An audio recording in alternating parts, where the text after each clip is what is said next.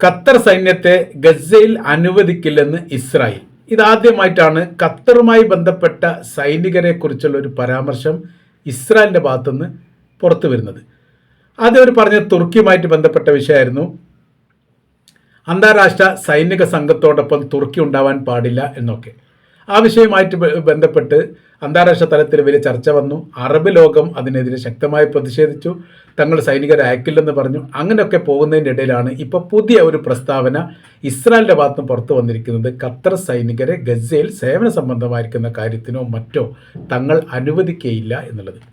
അതോടുകൂടി അറബ് രാജ്യങ്ങൾ ഒന്നടങ്കം ഗസയിലേക്ക് സൈനികരെ അയക്കുന്നതിൽ നിന്ന് പിന്മാറാൻ വേണ്ടിയിട്ട് തീരുമാനിച്ച വിവരം പുറത്തു വന്നു. അന്താരാഷ്ട്ര സൈനിക സംഘത്തെ അയക്കാൻ വേണ്ടിയിട്ടായിരുന്നു അമേരിക്ക ഈജിപ്തിൽ നടത്തിയ ഉച്ചകോടിയുമായിട്ട് ബന്ധപ്പെട്ട് നടത്തിയിരുന്ന പരാമർശത്തിൻ്റെ ഭാഗമായിട്ട് പറഞ്ഞത്. കാര്യം എല്ലാ അറബ് രാജ്യങ്ങളും ഇതിനോട് സഹകരിക്കണം എന്ന് അദ്ദേഹം പറഞ്ഞു. അറബ് രാജ്യങ്ങളെ മാത്രം അവിടേക്ക് സേവന പ്രവർത്തികൾക്ക് വരിക, സുരക്ഷാ സംബന്ധമായ കാര്യങ്ങളൊക്കെ നൽകുക എന്നുള്ളതായിരുന്നു ആദ്യത്തെ അജണ്ട. അതിന് ഒരു അറബ് രാജ്യങ്ങളും തയ്യാറായിട്ടില്ല. രാജ്യങ്ങളെല്ലാം പറഞ്ഞിരിക്കുന്ന കാര്യം ഇങ്ങനെയാണ്: ഗസ എന്ന് പറയുന്ന യുദ്ധഭൂമികയാണ്, അവിടേക്ക് സ്വതന്ത്രമായ രീതിയിൽ സൈനികത്തെ അയക്കുക എന്ന് പറഞ്ഞത് അതിൽ സുരക്ഷയുമായിട്ട് ബന്ധപ്പെട്ട വലിയ വിഷയങ്ങളുണ്ടാവും, അക്രമ കാര്യങ്ങളൊക്കെ ഉണ്ടാവാൻ സാധ്യതയുണ്ട്. മാത്രമല്ല അവിടെ പല മേഖലകളിലും മൈനുകൾ കുഴിച്ചിട്ട ഭാഗമുണ്ട്. അതൊക്കെ കണ്ടെത്താൻ വേണ്ടിയിട്ട് അറബ് രാജ്യങ്ങളൊക്കെ വളരെ പെട്ടെന്ന് സാധിക്കുക പ്രയാസമാണ്. അതുകൊണ്ട് അപകട മുനമ്പാണ് ഗസ എന്നതിനാൽ തങ്ങൾ സൈനികരെ അയക്കുന്നത് ആലോചിച്ച് ചെയ്യാം എന്നായിരുന്നു പറഞ്ഞത്.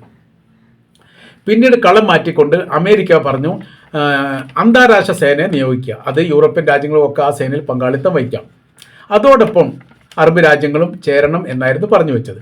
ഏറെക്കുറെ അതിന് സമ്മതം നൽകിയവരും സമ്മതം നൽകാത്തവരും അങ്ങനെയൊക്കെ ഉണ്ട്. ഈജിപ്ത് 20,000 സൈനികരെ അയക്കാമെന്നൊക്കെ പറഞ്ഞു. പക്ഷേ അവിടെ നേതൃത്വം അവർക്ക് വേണമെന്ന് പറഞ്ഞു. അതുമായിട്ട് ബന്ധപ്പെട്ട് പിന്നീട് പുതിയ വിഷയങ്ങളുണ്ടായി.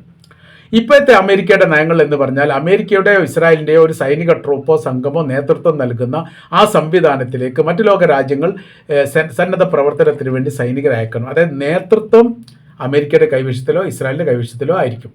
രണ്ട് രാജ്യത്തിൻ്റെ കൈവശത്തിലാണെങ്കിലും ഒരു രാജ്യത്തിൻ്റെ കൈവശത്തിലായതിന് തുല്യമാണ് എന്നുള്ളത് നമുക്കറിയാം.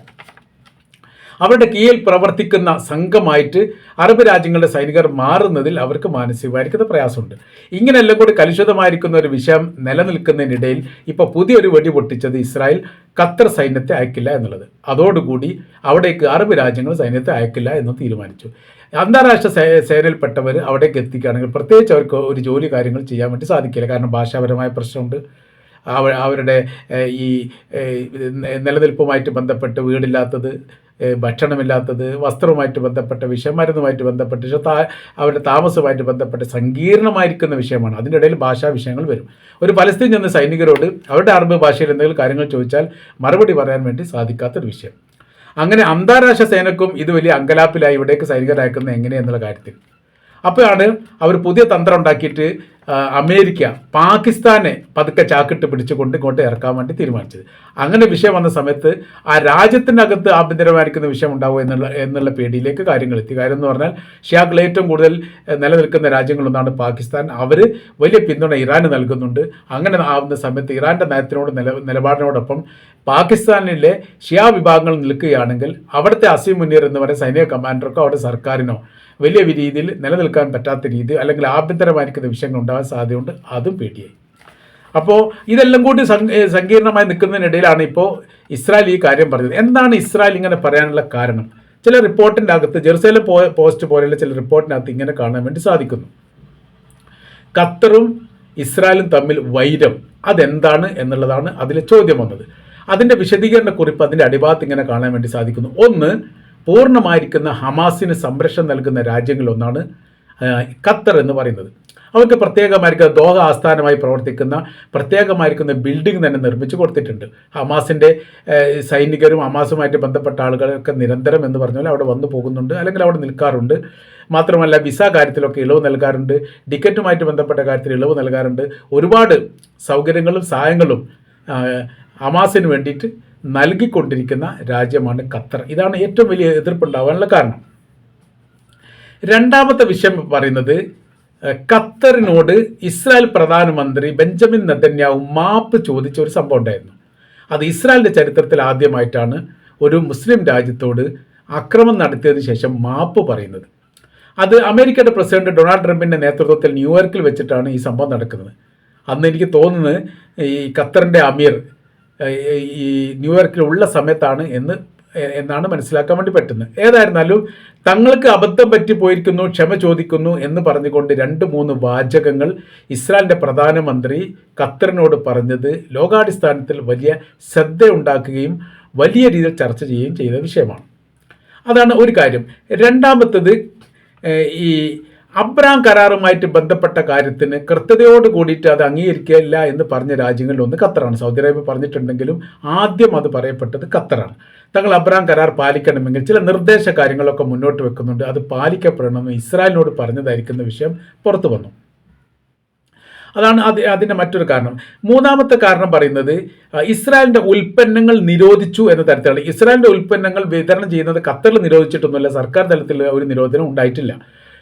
പക്ഷേ അവിടെ വിഷയം എന്ന് പറയുന്നത് അവിടുത്തെ വിപണിയിൽ ഇസ്രായേൽ ഉൽപ്പന്നങ്ങൾ വിറ്റഴിക്കാൻ വേണ്ടി വലിയ പ്രയാസം നൽകുന്നു. അതിന് പിന്നാമ്പുറം സർക്കാർ പ്രവർത്തിക്കുന്നുണ്ടോ, അല്ലെ ആരെങ്കിലും അങ്ങനെ എന്തെങ്കിലും പ്രവർത്തനങ്ങൾ നൽകുന്നുണ്ടോ എന്നൊരു സംശയം ഇസ്രായേലിനുണ്ട്. അതുകൊണ്ട് ഉൽപ്പന്നങ്ങൾ വേണ്ടത്ര വിധം വിറ്റഴിക്കാൻ വേണ്ടി സാധിക്കുന്നില്ല. ഖത്തറിനെ സംബന്ധിച്ചിടത്തോളം അവിടേക്കുള്ള എല്ലാ ഭക്ഷ്യവസ്തുക്കളാണെങ്കിലും വസ്ത്രങ്ങളാണെങ്കിലും ഈ നിർമ്മിതമായിരിക്കുന്ന ഇലക്ട്രിക്കലുമായിട്ട് ബന്ധപ്പെട്ട വിഷയങ്ങൾ എല്ലാം മറ്റുള്ള രാജ്യങ്ങളിൽ നിന്ന് ഇറക്കുമതി ചെയ്യണം. പാല്, ബ്രെഡ് അടക്കം. പിന്നെ കുറച്ചൊക്കെ പര്യാപ്തം നേടിയത് സൗദി അറേബ്യയും ഖത്തറും തമ്മിൽ വിഷയം ഉണ്ടാവുകയും അവിടെ അവരുടെ ഉപരോധം ഏർപ്പെടുത്തിയതിന് ശേഷമാണ് സ്വയം പര്യാപ്തം നേടുന്ന ഒരു രീതിയിലേക്ക് എത്തിയത്. അപ്പോൾ അതുകൊണ്ട് ഈ സമയങ്ങളിലെല്ലാം കാരക്ക അടക്കമുള്ള സാധനങ്ങൾ ഇസ്രായേലിൻ്റെ ഉൽപ്പന്നങ്ങൾ വളരെ ക്വാളിറ്റിയുള്ള ഉൽപ്പന്നങ്ങൾ എന്ന് പറഞ്ഞുകൊണ്ട് ഖത്തറിൽ വിതരണം ചെയ്യാറുണ്ടായിരുന്നു, അവരത് വാങ്ങുകയും ചെയ്യാറുണ്ടായിരുന്നു. ഇതെല്ലാം അവസാനിച്ചു പോയി. ഈ ഒരു വിഷയമായിട്ട് ബന്ധപ്പെട്ടിട്ട് എന്താവുന്നില്ല, യഥാർത്ഥത്തിൽ ഇപ്പോഴത്തെ നിലവിലെ സാഹചര്യത്തിൽ മുൻപത്തെ പോലെ ഒരു ലാഭവീതം ഉണ്ടാക്കാൻ വേണ്ടിയിട്ട് ആർക്ക് സാധിക്കുന്നില്ല, ഇസ്രായേലിന് സാധിക്കുന്നില്ല എന്നുള്ള ഒരു വലിയ നിരാശ ഉണ്ടാക്കിയ കാര്യമാണ്. അപ്പോൾ രഹസ്യ അജണ്ടയുടെ അടിസ്ഥാനത്തിലാണോ ഈ കാര്യങ്ങൾ ചെയ്തത് എന്ന് ഇസ്രായേൽ സംശയിക്കുന്നു. അടുത്തത് പറയുന്നത് ഇസ്രായേലിൻ്റെ ഈ ഖത്തറിൻ്റെ ആകാശപാത ഇസ്രായേൽ വിമാനം വരുന്നതുമായിട്ട് ബന്ധപ്പെട്ട് അടിച്ചിരിക്കുന്നു എന്നുള്ള അതിനൊരു കൃത്യമായിരിക്കുന്ന ഒരു വിവരങ്ങളൊന്നും പുറത്ത് വന്നിട്ടില്ല. എന്നാലും അങ്ങനെ അവർ സംശയിക്കുന്നു. അടുത്തതാണ് ഏറ്റവും പ്രധാനപ്പെട്ട കാര്യം, അതായത് ഇസ്രായേലിൻ്റെ രഹസ്യങ്ങൾ ഖത്തർ ചോർത്തിയിരിക്കുന്നു എന്നുള്ളത്. അത് ഇസ്രായേലിനെ സംബന്ധിച്ചിടത്തോളം അമ്പരപ്പുണ്ടാക്കിയ കാര്യമാണ്, ഞെട്ടലുണ്ടാക്കിയ കാര്യമാണ്. ഇസ്രായേലിന് മാത്രമല്ല, ലോകത്താകമാനം. എന്താണ് സംഭവം? ഇസ്രായേൽ ഖത്തറിനെ ആക്രമിച്ചുകൊണ്ട് അവിടുത്തെ ബിൽഡിങ്ങുകൾ തകർക്കുന്നു. 6ഓളം പേർ കൊല്ലപ്പെടുന്നു. ഹമാസിനാണ് ലക്ഷ്യം വെച്ചത്. ഒരു ഡസനോളം ഹമാസിൻ്റെ നേതാക്കന്മാർ അന്ന് ഖത്തറിലെ ഈ പറയപ്പെട്ട ബിൽഡിങ്ങിൽ സംഗമിക്കാൻ വേണ്ടിയിട്ടും പാലസ്തീൻ വിഷയവുമായിട്ട് ബന്ധപ്പെട്ട കാര്യത്തിന് ചില രൂപരേഖകളൊക്കെ ഉണ്ടാക്കാൻ വേണ്ടി മധ്യസ്ഥരെ വിളിച്ചിട്ടാണ് അവരെത്തുന്നത്. എന്നാൽ ആ സമയത്ത് അവരുടെ രഹസ്യങ്ങൾ ചോർത്താൻ വേണ്ടിയിട്ട് ഖത്തറിന് സാധിച്ചു. അങ്ങനെ അവരെല്ലാവരും രക്ഷപ്പെടുത്താൻ വേണ്ടി ഖത്തർ സാധിച്ചത് വലിയ നാണക്കേടായിപ്പോയി. മൊസാദ് എന്ന് പറയുന്ന ലോകത്തെ മുഴുവനും അമ്പരപ്പിക്കുന്ന അത്ഭുത സൃഷ്ടിപ്പായിരിക്കുന്ന ഒരു ചാരസംഘമാണ് മൊസാദ് എന്ന് പറയുന്നത്. അവർ വളരെ കൃത്യതയോടുകൂടി ആസൂത്രണം ചെയ്ത ഒരു ആക്രമണമാണ് ഖത്തറിനെ ആക്രമിക്കുക എന്നുള്ളത്. അമേരിക്കക്കറിയാം, അമേരിക്കക്കല്ലാതെ വേറൊരു രാജ്യത്തിനും അതറിയില്ല. അപ്പോൾ ഇതെങ്ങനെ ചോർത്താൻ വേണ്ടി സാധിച്ചു? തുർക്കിയുടെ സംഘം ഇസ്രായേലിൽ നിന്ന് ചോർത്തിയെടുത്ത് അപ്പാടെ തന്നെ അത് ഖത്തറിൻ്റെ സൈനിക മേധാവികൾക്ക് കൈമാറി. ഇതിനിടയിൽ നടന്ന സംഭവങ്ങൾ എന്താണെന്നുള്ളത് ഇപ്പോഴും അവ്യക്തമാണ്. ഖത്തർ നേരിട്ടാണ് ചോർത്തിയെടുത്തത് എന്ന അഭിപ്രായം ഇതിനിടയിൽ തന്നെ പുറത്തു വന്നിട്ടുണ്ട്. ഈ ഒരു വിഷയം വല്ലാത്ത രീതിയിൽ ആഘാതമുണ്ടാക്കിയിരിക്കുന്നു ഇസ്രായേലിനെ സംബന്ധിച്ചിടത്തോളം. ഇസ്രായേൽ വളരെ രഹസ്യമായി പ്ലാൻ ചെയ്തിരിക്കുന്ന ഒരു ആക്രമണ രീതിയായിരുന്നു ഈ ഖത്തറിനെ ആക്രമിക്കുക എന്നുള്ളത്. അത് അപ്പാടെ തന്നെ ചോരുകയും അത് തുർക്കിക്ക് ലഭിക്കുകയും തുർക്കി അപ്പോൾ തന്നെ ഖത്തറിലേക്ക് എത്തിക്കുകയും നിമിഷങ്ങൾക്കകം ആ മേഖലയിൽ നിന്ന് ഹമാസിൻ്റെ നേതാക്കളെ മാറ്റാൻ വേണ്ടിയിട്ട് ഖത്തർ സർക്കാരിന് ഖത്തർ സൈനികർക്ക് സാധിക്കുകയും ചെയ്തു. അപ്പോൾ ഹമാസുമായിട്ട് ബന്ധപ്പെട്ട ഒരാളുടെ മകൻ്റെ മകനോ അങ്ങനെ ഒരാളാണ് അതിൽ കൊല്ലപ്പെട്ടത്. പിന്നീട് ഒന്ന് ഖത്തറിൻ്റെ സൈനികരാണ്, മറ്റുള്ളത് സാധാരണ അവിടുത്തെ സ്വദേശികളാണ് എന്നും പറയപ്പെടുന്നത്. അതിൻ്റെ കൃത്യവിവരങ്ങളും പുറത്തു വന്നിട്ടില്ല. ഈ കാര്യങ്ങളെല്ലാമാണ് യഥാർത്ഥത്തിൽ ഖത്തറിനോട് ഇസ്രായേലിന് വൈരം ഉണ്ടാകാനുള്ള കാരണം. അപ്പോൾ അതിൻ്റെ ഒരു തുടർച്ച എന്ന രീതിയിൽ ഖത്തറിൻ്റെ സൈനികർ ഗസയിൽ ഇറങ്ങിക്കഴിഞ്ഞാൽ ഹമാസുമായിട്ട് ബന്ധപ്പെട്ട് അവർക്ക് സുരക്ഷാ സംവിധാനങ്ങൾ ഒരുക്കുകയോ അവരുടെ രഹസ്യമായിരിക്കുന്ന സംരക്ഷണത്തിന് നേതൃത്വം നൽകുകയോ അല്ലെങ്കിൽ അവർക്ക് സുരക്ഷിതമായിരിക്കുന്ന താവളങ്ങൾ ഒരുക്കുകയോ പല രീതിയിലുള്ള ഇടപെടലുകളും ഗസക്കകത്ത് ഖത്തറിന് നടത്താൻ വേണ്ടി സാധിക്കും. അതുകൊണ്ട് തങ്ങൾ എന്ത് ചെയ്യുന്നില്ല, ഖത്തറിൻ്റെ സൈനികർക്ക് അവിടെ പെർമിഷൻ നൽകുന്നില്ല. തുർക്കിയെ സംബന്ധിച്ചിടത്തോളം തുർക്കിയുമായിട്ട് വലിയ ഉടക്കിലാണ് ഇസ്രായേൽ, അതുകൊണ്ട് തുർക്കിയുടെ സൈന്യത്തിലും നൽകിയില്ല. എന്നാൽ ഈ രണ്ട് വിഷയങ്ങളും വരുന്നത് ആ മേഖലയിൽ അസ്ഥിരത ഉണ്ടാക്കാനല്ലാതെ യഥാർത്ഥത്തിൽ മറ്റ് ലോക രാജ്യങ്ങൾ ഇങ്ങോട്ട് ഇറങ്ങി വരണമെങ്കിൽ ഈ മേഖല കേന്ദ്രീകരിച്ചുകൊണ്ടുള്ള അറബ് രാജ്യങ്ങൾ ഈ സൈനിക സംഘത്തിൽ വേണമെന്നുള്ള അഭിപ്രായം മറ്റ് ലോക രാജ്യങ്ങൾക്കുണ്ട്. അപ്പോൾ ഇങ്ങനത്തെ ഒരു പ്രതിസന്ധി ഉണ്ടാകുന്ന സമയത്ത് ഖത്തറിനോട് വരണ്ട എന്ന് പറയുന്ന സമയത്ത് അറബ് രാജ്യങ്ങളെല്ലാം ഇത് ബഹിഷ്കരിച്ചു കഴിഞ്ഞാൽ അതും വല്ലാത്ത രീതിയിൽ പ്രയാസം ഇസ്രായേലിനും അമേരിക്കയ്ക്കും ഉണ്ടാകും എന്നുള്ളതാണ് ഇപ്പോൾ രാഷ്ട്രീയ നിരീക്ഷകർ ഈ വിഷയവുമായിട്ട് ബന്ധപ്പെട്ട് വിലയിരുത്തുന്നത്.